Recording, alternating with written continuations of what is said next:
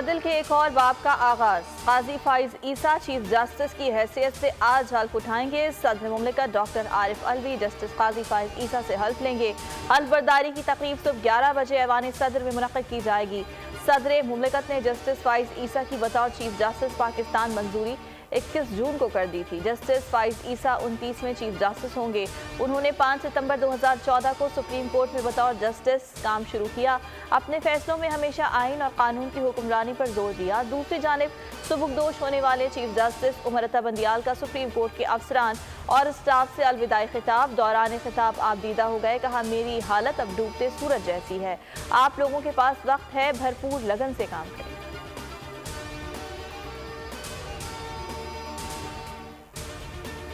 नवाज शरीफ की वापसी, कानूनी टीम का मुस्बत इशारा। लंदन में लीगल टीम का साबिक वज़ीर आज़म के साथ इजलास। नून लीगी रहनुमा अता तारड़, आजम नज़ीर तारड़, अमजद परवेज मलिक और इसहाक डार शरीफ हुए। ज़राए के मुताबिक कानूनी टीम ने नवाज शरीफ को पाकिस्तान वापसी के लिए क्लियरेंस दे दी। वतन वापसी पर जेल से बचने के लिए नवाज शरीफ की जमानत कराई जाएगी। पार्टी की आला क़यादत मुतहरिक हो गई। तैयारियां शुरू। रहनुमाओं को कायद नून लीग के इस्तकबाल के लिए लाखों कारकुनान लाने का टास्क दे दिया गया।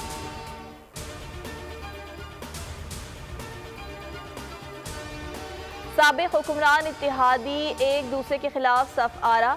साद रफीक ने बिलावल भुट्टो पर तनकीद के रिश्तर बरसा दिए। मुस्लिम लीग नून ने पीपी को अलग इलेक्शन लड़ने का चैलेंज भी दे दिया। साद रफीक बोले, बिलावल की नून लीग पर तनकीद इलेक्शन स्टंट है। अशराफिया को खरीद कर एक सूबा कंट्रोल करना कौन सी अवामी सियासत है। हनीफ अब्बासी बोले, भुट्टो जिंदा नहीं, पीपी भी मैदान में आ गई। शर्जील मेमन बोले, इक़्तिदार के लिए कभी सहारों की तलाश नहीं रही।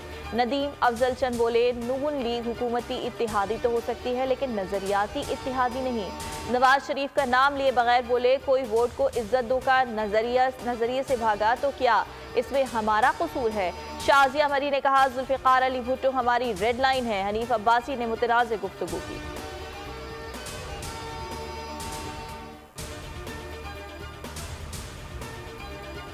IMF की जानिब से पाकिस्तान को कोई रियायत नहीं, नया मुतालबा कर दिया। आलमी मालियाती फंड्स ने निगरान हुकूमत से मुतालबा किया कि गैस की कीमत में 43% बढ़ाई जाए। हुकूमत की जानिब से 1 अक्टूबर को गैस के निर्ख बढ़ाने की तैयारियां। IMF ने गैस की कीमत बढ़ाकर 435 अरब रुपए जमा करने का मुतालबा किया है। हुकूमत ने इस्तदा की कि गैस के छोटे सारफीन के लिए गैस महंगी ना की जाए। निगरान हुकूमत गैस के 64% सारफीन को बचाने के लिए हिकमत अमली बनाने लगी। रेट में इजाफे का इतलाक 1 जुलाई से मुतवक्किल।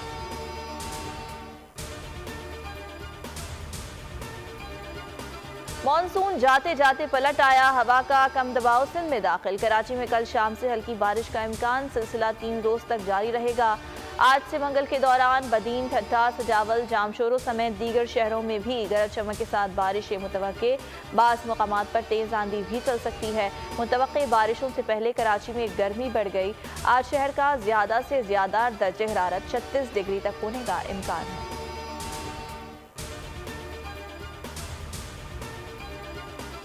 बहावल नगर के नवाही इलाके हाफिज वाला में अफसोसनाक वाकया। बदबख्त बेटे ने चंद गज जमीन की खातिर ज़ईफ़ुल उम्र वालिदैन को तशद्दुद का निशाना बना डाला। संगदिल मुलजिम ने बुजुर्ग माँ के सर के बाल और भवें मूंद दी।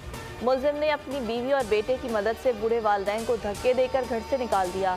थाना सदर में वालदा की मुद्दत में FIR दर्ज। मुलजिम फरार, तलाश जारी।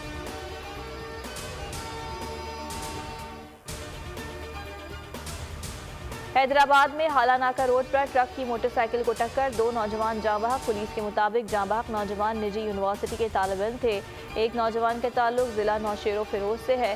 दोनों नौजवानों की लाशें सिविल अस्पताल मुंतकिल कर दी गई।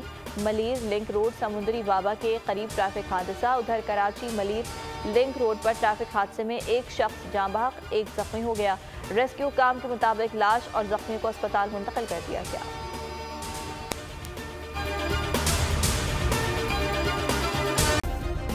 सब्सक्राइब करें और बेल दबाएं ताकि कोई खबर रह न जाए।